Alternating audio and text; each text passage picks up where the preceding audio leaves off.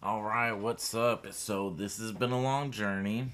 Here's the website. It is for my wife has a tattoo shop, and here is her logo right on the front. She doesn't have a website yet, so the idea was to create a website, work for that. Contact information is displayed. This is on a smaller device that has a hamburger menu. Here you can see the gallery of just some tattoo, so you know what they're experiences, what they're working with. Here you have a page for pricing. Now, all this is accessible without having to log in. But once you get to something like booking, then you have to log in. And let's say you can register for an account, and this is for clients and tattoo artists. So let's say Bob is making an account.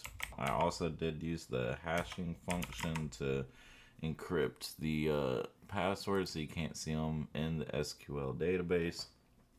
Okay, so now we have a password, um, and we have an account. So we see our name, our number, schedule tattoos. We haven't scheduled any tattoos, so we'll go ahead and schedule a tattoo. Let's say we want a tattoo of a dragon, and we want to do it on this day at this time. Okay, book tattoo. Okay, now that tattoo has been scheduled. Book that tattoo. We have both tattoos on here. Now you can also delete your accounts. If you click this on accident, it'll give you a chance, but you can delete another account too. Now anybody can do this except for the fact that if you go here, you have to use the admin username and password to actually be able to delete someone else's accounts. But if you delete your own account, you can just click delete and it'll delete the accounts. Now, let's say we're not using Bob and we're using someone that is a tattoo artist, like, let's see.